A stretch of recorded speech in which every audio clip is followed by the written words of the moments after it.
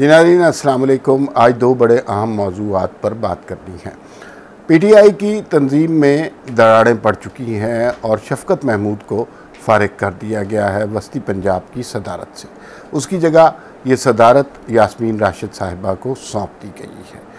तो ऐसा क्यों हुआ है, इसके पीछे मुज़मरात क्या थे और असल हकीकत क्या है, बताया क्या जा रहा है और छुपाया क्या जा रहा है, इस हवाले से बात करेंगे।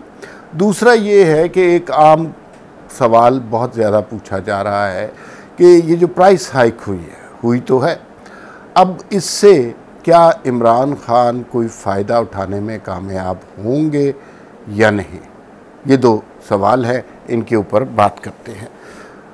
पहली बात पर आते हैं कि शफ़क़त महमूद साहब को क्यों फ़ारिग किया गया और वो इमरान खान के दौरे हुकूमत में इमरान खान के साथ जुड़े रहे, वज़ारतों के मज़े भी इंजॉय करते रहे, और अब अचानक क्या हुआ कि इमरान खान साहब ने उन्हें फ़ारिग कर दिया। देखिए, हमें खान साहब की साइकी को समझना चाहिए। खान साहब की साइकी ये है कि उन्होंने आज तक अपनी कोई गलती तस्लीम नहीं की। अभी जो लॉन्ग मार्च की कॉल उन्होंने दी थी, जिसमें उनके मुताबिक 20 लाख लोग निकलने थे, इस हकीकत को तस्लीम करना चाहिए कि पंजाब में किसी जगह 200-250 से ज़्यादा लोग नहीं निकले। हालांकि मीडिया ने बहुत हाइप क्रिएट की और वो सारा मंज़र दिखाने की कोशिश की जैसे बहुत बड़ा इनकलाब आ रहा है, लेकिन लोग नहीं निकले। अब खान साहब ये तस्लीम तो नहीं कर सकते कि ये उनकी गलती की वजह से हुआ है, लिहाजा उन्होंने इसकी ज़िम्मेदारी किसी न किसी पर डालनी थी और शफ़क़त महमूद छुरी के नीचे आ गए। लेकिन मामला यहाँ पर ख़त्म नहीं होता। क्या शफ़क़त महमूद को सिर्फ़ इस वजह से निकाला गया कि उनके साथ वो पंजाब से लोग नहीं निकाल सके, इमरान खान साहब उनसे नालां थे? तो ये तो बिल्कुल गलत बात है। इसके पीछे एक कहानी है। इमरान खान साहब आजकल एक इंतहाई खौफज़दा आदमी हैं। उन्हें यूँ लगता है कि उनकी हर बात की जासूसी हो रही है।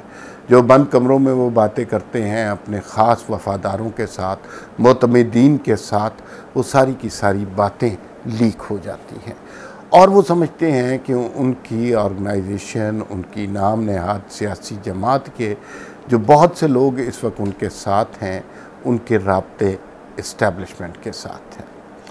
और शफ़क़त महमूद पर यह शक काफ़ी दिनों से गहरा होता जा रहा था। ये बात तो सही है कि उनकी अपनी जमात में बहुत सारे लोगों के इस्टेब्लिशमेंट के साथ ताल्लुकात हैं।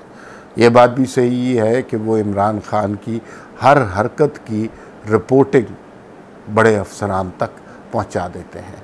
इमरान खान जिस बात को ये कहते हैं कि ये बात किसी को पता ना चले, वो सबसे पहले लीक कर दी जाती है। और ये कोई एजेंसी नहीं करती, कोई खुफिया इदारा नहीं करता, कोई इंटेलिजेंस नेटवर्क नहीं करता, ये इमरान खान के इर्द गिर्द खड़े हुए लोग रखे होते हैं।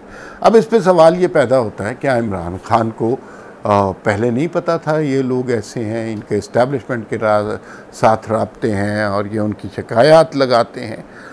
तो इमरान खान को इस पे हैरत नहीं होनी चाहिए, इसलिए कि वो सारी उम्र ये गेम खुद खेलते रहे हैं, खुद इस्टेब्लिशमेंट को बहुत से लोगों की शिकायतें करते रहे हैं। इस्टेब्लिशमेंट का सबसे बड़ा राब्ता इमरान खान खुद रहे हैं। वो फ़ोन पकड़ के घुमा दिया करते थे और बताया करते थे किसने क्या बात की, कौन क्या कर रहा है और किसके क्या मकासद हैं। तो अब उनकी जमात के लोग अगर ऐसा कर रहे हैं तो उन्हें इस पर ज़्यादा तशवीश नहीं करनी चाहिए। दूसरी बात ये है कि जब आदमी खौफज़दा हो जाता है, घबरा जाता है, तो फिर वो थोड़ा थोड़ा जहनी मरीज़, नफ्सियाती मरीज़ सा हो जाता है। उसे हर शख्स अपना दुश्मन नज़र आता है। उसे हर शख्स यूँ लगता है कि जैसे वो उसकी जासूसी कर रहा है। ये एक, अगर आप साइकेट्रिस्ट से पूछें, ये ख़ास किस्म की जहनी कैफियत होती है। इमरान खान जब से इक़्तिदार से उतरे हैं, इस जहनी कैफियत से निकल रहे हैं और वो कभी किसी को मोरद इल्ज़ाम ठहराते हैं, कभी किसी को मोरद इल्ज़ाम ठहराते हैं। उन्हें इस बात का कतन इदराक नहीं है कि उनकी हुकूमत जाने में, उनकी हुकूमत की तबाही में, उनके कॉल पर लोग ना निकलने की सिर्फ़ और सिर्फ एक वजह है और वो वजह इमरान खान खुद हैं।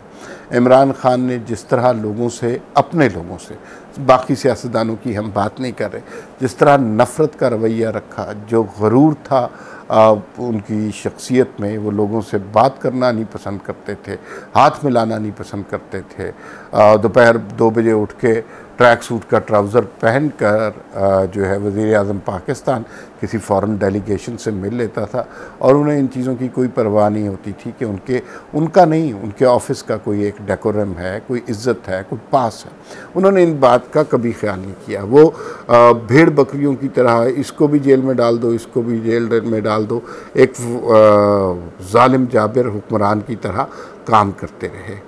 अब उनका दौर बीत गया है। इमरान खान को ये समझ नहीं आ रही, वो समझ रहे हैं अभी भी वो ये वज़ीर आज़म हैं, अभी भी वो एक पेज पे हैं इस्टेब्लिशमेंट के साथ, अभी भी अदालतें उनके साथ ताउन करने के लिए रज़ामंद हैं, अभी भी मीडिया उनकी उसी तरह खिदमत करेगा जैसे 2018 में की थी। तो अब वो दौर बीत गया है। अब उस दौर के जो शाखसाना है वो सिर्फ़ एक जहनी मरीज़ और एक खौफज़दा शख्स की सूरत में हमारे पास बचा है, और उसको इमरान खान कहते हैं। इमरान खान किसी को करप्शन की बिना पर नहीं निकालते अपने, क्योंकि उनके इर्द गिर्द के लोग जो हैं उनमें से बेतहाशा ऐसे हैं जिनके ऊपर नैब की तरफ से मुकदमात हैं, जो बड़े बड़े स्कैंडल्स में हैं। तो शफ़क़त महमूद के हवाले से कोई स्कैंडल नहीं आया कि जिसकी वजह से वो नाराज़ हो गए हैं। असल में बल्कि जो करप्शन वाले लोग हैं वो तो खान साहब के ज़्यादा करीब होते हैं। ये बहुत सारे लोग उनके साथ जमा हुए थे जिन्होंने दबा के लूट मार की, और जब हुकूमत ख़त्म हो गई वो बाहर चले गए, भाग भूग गए। खान साहब का साथ देने की किसे परवाह है। खुसरो बख्तियार इसकी बहुत अच्छी एग्जाम्पल है। उनके ऊपर भी बड़े केसेस थे, और गंदम स्कैंडल और चीनी स्कैंडल। पेशावर से फ़्लाइट पकड़ी और गायब हो गए, और फिर उनका कोई पता नहीं चला। तो अब वो कैसे जनूबी पंजाब से लोग निकालेंगे? तो ये तो मुमकिन नहीं है। खान साहब के इर्द गिर्द ऐसे ही मफाद परस्त लोगों का टोला था जो अपना काम करके अब चला गया हुआ है, और अब उन्हें कोई ख़ास ज़रूरत नहीं है इमरान खान साहब की। उन्होंने नस्लों के लिए कमाई कर ली हुई है। अब दूसरे सवाल की तरफ आते हैं कि भाई ये जो प्राइस हाइक है, इसकी वजह से क्या इमरान खान को इलेक्शन में फ़ायदा होगा?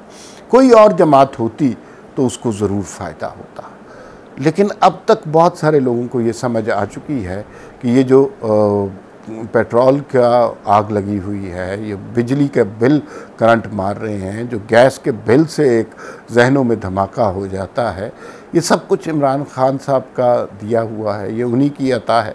अब तो IMF का मुआहिदा भी सोशल मीडिया पर गर्दिश कर रहा है, जिसमें साफ साफ ये बताया गया था कि इतने दिनों में पेट्रोल की कीमत इतनी बढ़ाना हुकूमत पाकिस्तान पर फ़र्ज़ है, वरना ये आपको मज़ीद कर्ज़ नहीं मिलेगा। तो वो इमरान खान साहब का अता किया हुआ है। शहबाज शरीफ की हुकूमत को अभी 6 हफ़्ते हुए हैं। ये याद रखना चाहिए कि लोग बेवकूफ़ हो सकते हैं, लेकिन इतने बेवकूफ़ नहीं हैं कि वो ये समझें कि 6 हफ़्ते के अंदर कोई मुल्क ठीक हो सकता है या कोई मुल्क ख़राब हो सकता है। इमरान खान ने अगर अच्छी गवर्नेंस की होती और इस वक्त वो प्राइस हाइक पर चीख रहे होते और लोगों को एहतजाज की कॉल दे रहे होते, तो यकीन मानिए पेट्रोल की कीमतें इतनी बढ़ी हैं कि लोगों की बेतहाशा तादाद उनके साथ निकलनी चाहिए थी, उनके साथ एहतजाज में शरीक होनी चाहिए थी। लेकिन लोगों को ये समझ आती जा रही है कि जो शख्स हमें महंगाई के ख़िलाफ़ मरने मारने को कह रहा है, दरअसल इस महंगाई का ज़िम्मेदार वही है।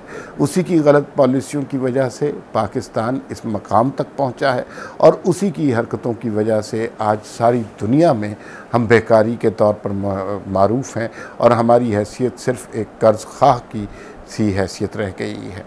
आने वाले दिन मुश्किल होंगे आवाम के लिए।